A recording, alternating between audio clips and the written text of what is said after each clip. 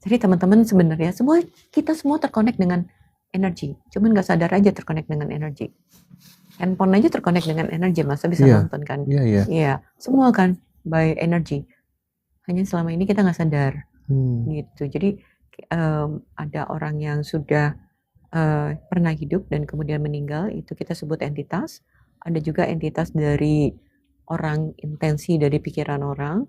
Misalkan ketika dia lagi hidup di dalam rumahnya penuh dengan kemarahan, kesedihan, terus kemudian rumahnya pengen dijual, tapi ribut antar saudara. Nah itu frekuensinya nggak enak tuh. Nah banyak sekali orang bilang entitas bentuknya kayak gini-gini. Kalau kita masuk semua dogma atau semua film atau tontonan tentang entitas, bagaimana bentuk entitas, maka kita memakai kacamata. Berarti entitas itu energi. Dia akan melalui kacamata kita untuk supaya kita mengerti. Tapi kalau bentuk-bentuk ini dilepaskan, kita hanya melihat energi aja. Jadi yang membuat itu menakutkan atau enggak adalah sudut pandang kita. Sehingga dia hadir, masuk ke dalam filternya, dan terlihat oleh kita sesuai dengan yang kita yakinin.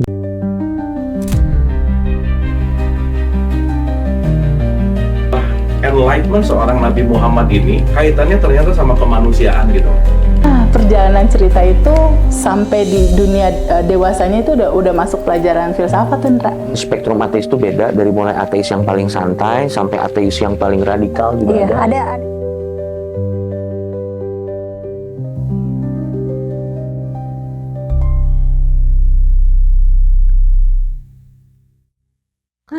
Jadi nanti di kelas money ini nggak ada hubungannya sama bar sebenarnya, atau tetap berkorelasi? Kalau orang yang sudah di bar, dia akan lebih cepat ngenalin energi dia sendiri.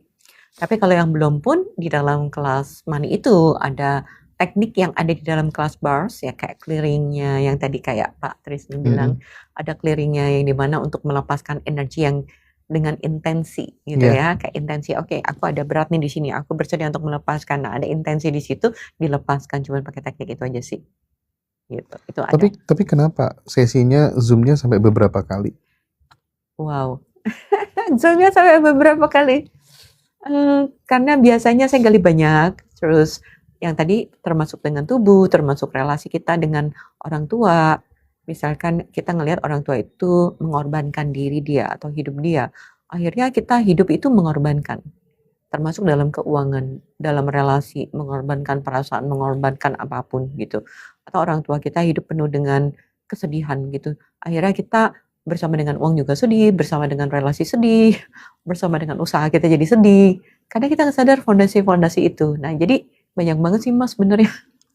Rencananya kalau di Ngaji Roso berapa kali Zoom? Atau nggak usah terlalu banyak, yang penting durasinya aja dipanjangin atau gimana Coach? Mas, kalau diakses itu 1,5 jam itu kepala udah penuh. Udah penuh ya? Udah ketika di clearing itu change sebenarnya. Jadi kenapa saya bagi? Karena begitu frekuensi dirubah, dia butuh adaptasi. Oh, I see. Ya, walaupun dia mengerti atau nggak dia mengerti. Ya, beda dengan di bar, dia kan langsung banyak yang keluar. Tapi kalau ini kan verbal nih, ditarik, digali, dibuang, ditarik, digali, dibuang gitu kan. Nah, sebenarnya dalam 1 jam aja udah banyak frekuensi yang berubah gitu. Jadinya dia nggak bakal, bisa jadi dia kaget sama energi yang baru. Kaget itu dalam arti nggak terbiasa gitu. Nah, tapi kalau dalam 5 kali, lama-lama dia terbiasa dengan energi yang baru gitu. Menarik nih, Zoom 5 kali nih. Ya, bisa 3, bisa 5. Bisa 3 sampai 5 kali. 3 kali lah ya mungkin teman-teman ya. Bisa kita Zoom 3 kali bersama dengan Coach Vena. Untuk waktunya, untuk kelas money ini nanti menyusul ya. Kita tunggu informasinya dari Coach Vena, nanti akan saya share ke sahabat-sahabat Ngaji Roso dimanapun berada gitu. Jadi biar lengkap, biar utuh, mungkin teman-teman bisa belajar bars dulu gitu ya, bisa ketemu jumpa darat dengan Coach Vena, atau suatu hari nanti barangkali kita bisa bikin event secara offline, tandem kolaborasi gitu, kayaknya lebih seru gitu. Iya. Jadi kalau satu-satu sih treatmentnya, aduh habis waktunya Pak. Habis waktunya. Betul. Ya. Entity itu gimana sih? Lihat roh atau gimana? Entitas itu sebenarnya getaran aja sih Mas. Jadi kayak misalkan saya sedih nih di dalam ruangan ini, saya nangis misalkan. Nah, terus ada frekuensi kesedihan yang ada nempel di energetically-nya gitu. Nah, jadi ini juga termasuk entitas. Jadi dari rasa kita yang keluar, jadi kalau kita masuk ke dalam satu rumah kan ada yang kayak rumahnya nyaman, terus ada yang rumahnya nggak nyaman. Betul. Itu karena dari frekuensi orang yang tinggal itu bisa. Yang dimasuk entitas.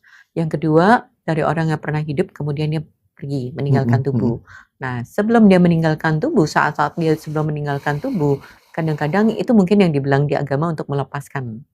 Tapi kalau dia belum melepaskan, dia masih membawa semua pengalaman dia. Dia masih membawa rasa sakitnya, marahnya, takutannya, gitu. Nah, jadi Bapak nanya entitasnya, jadi saya juga memfasilitasin kelas untuk entitas. Jadi di mana memfasilitasin energi yang dia bawa sehingga menjadi ringan. Berarti kayak misalnya ada rumah tertentu gitu, Coach Vena kayak gampang terasa gitu ya. Maksudnya tuh kayak peka gitu. Oh ini ada energi yang belum selesai, belum tuntas gitu, masih bertahan di sini gitu bisa. Ya. Bahkan saya ngajar. Jadi teman-teman sebenarnya kita semua terkonek dengan energi. Cuman nggak sadar aja terkonek dengan energi. Handphone aja terkonek dengan energi, masa bisa nonton kan? Iya, semua kan by energy. Hanya selama ini kita nggak sadar, gitu. Jadi ada orang yang sudah pernah hidup dan kemudian meninggal, itu kita sebut entitas.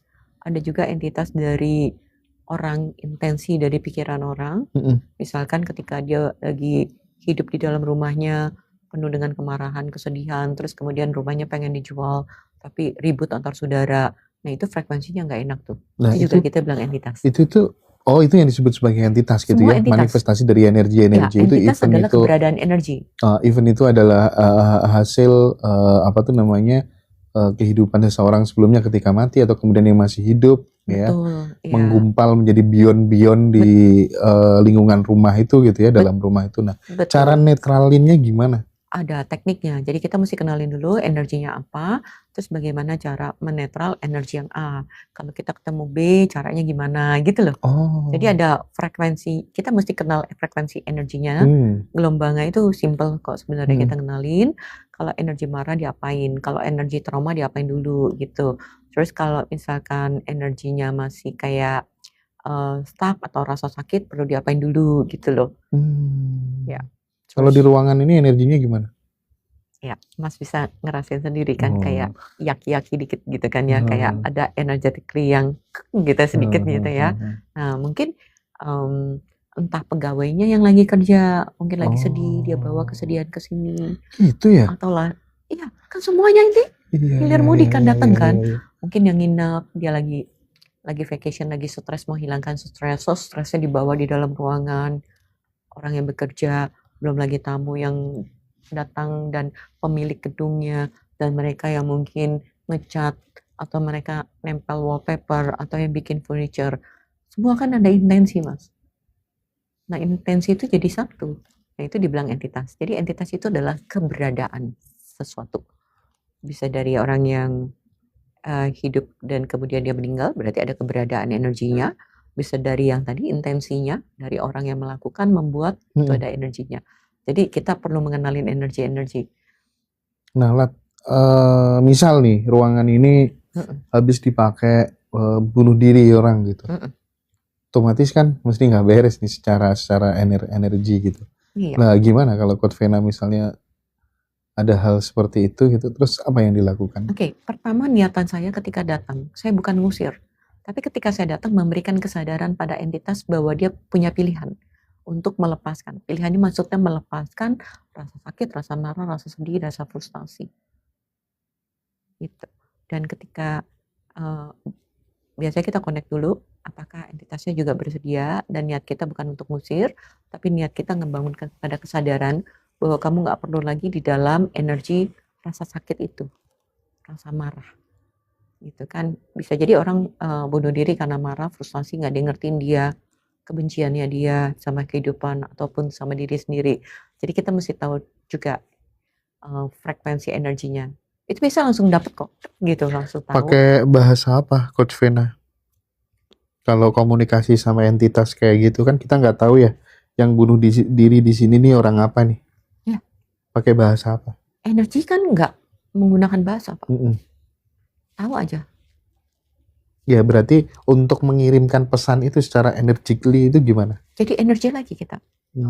Ya, just tahu aja, oh ada energi ini. Oke, kemudian saya menjadi energi yang memberikan space sehingga dia bisa milih, bukan energi yang berat dan memberikan space. Karena bahasa utama kita, language kita adalah sebenarnya energi, bahasa utama kita. Gitu. Jadi kita memfasilitasin dengan kita menjadi energi tertentu, menjadi energi space, menjadi energi clearing itu sendiri, menjadi frekuensi yang berbeda untuk dia. Jadi kita memfasilitasi energi yang berat ditransform menjadi ringan lagi. Konsepnya kurang lebih seperti itu. Tapi kita tahu dulu, oh kalau trauma diberesin dengan ini dulu. Kalau ini seperti ini. Kayak seperti seakan-akan kayak dokter kalau ada orang accident gitu kan. Nggak mungkin dia kaget kan. Yeah. Dia perlu apa? Tenang. Ya, sama. Ketika kita menghadapin entitas yang trauma atau yang kayak kecelakaan, accident segala macam dan mereka trauma ketika meninggal, kita nggak perlu takut dan kaget. Karena ketika kita takut dan kaget, itu ngunci energinya. Jadi entitasnya terkunci, kita juga terkunci. Gitu. Jadi ya kita perlu menjadi frekuensi yang berbeda, menjadi energetically yang tenang. Itu artinya ketika kita punya kebiasaan di rumah atau dimanapun untuk senantiasa sending love gitu ya, ke lingkungan, ke siapapun, itu yang jelas akan mempengaruhi frekuensi di sekitaran kita. Kesadaran mempengaruhi. Ya, kesadaran akan kita milih energi apa yang akan mempengaruhi ke ruangan, ke lingkungan. Gitu. Ya, dalam kehidupan juga semua, Mas. Dan sebenarnya secara modalitas potensi itu semua orang bisa. Apa yang bikin ini ada praktisi, ini enggak, kepercayaan diri, kesadaran atau apa gitu. Maksudnya ketika semua orang tuh punya potensi ke arah situ gitu. Ngelatihnya bagaimana?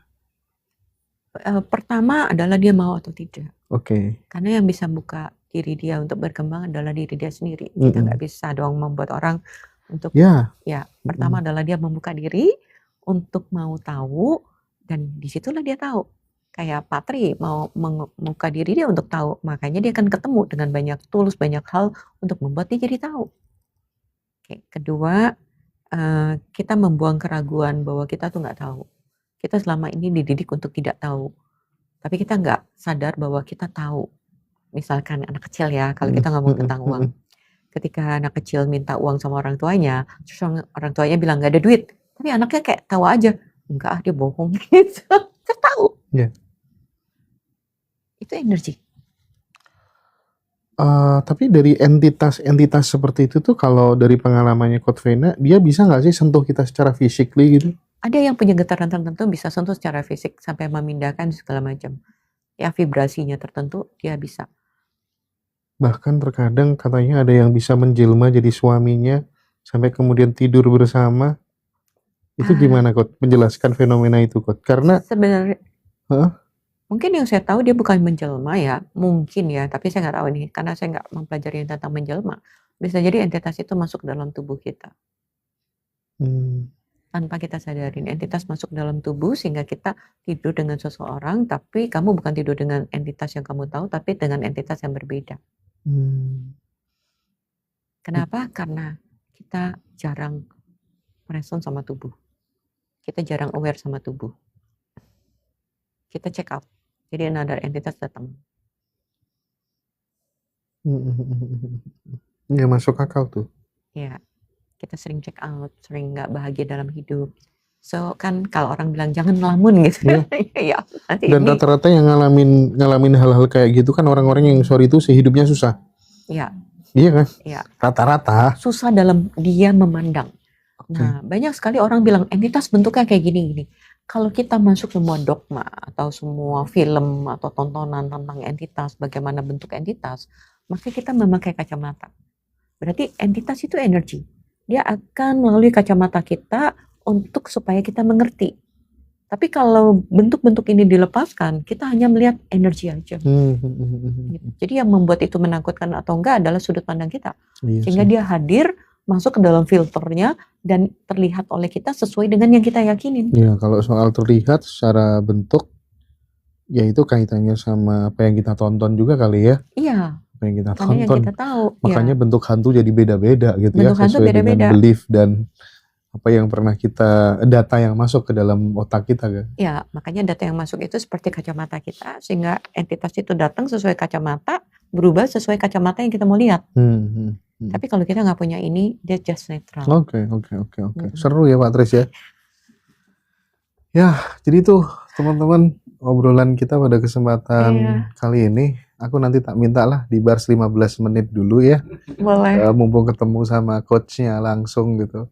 Karena beda loh di bars Habib sama di bars Coach Vena tuh beda.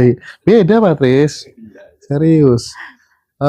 Jadi gitu teman-teman, silakan yang mau nanti ikut Zoom 3 kali bersama dengan Coach Vena di kelas Money.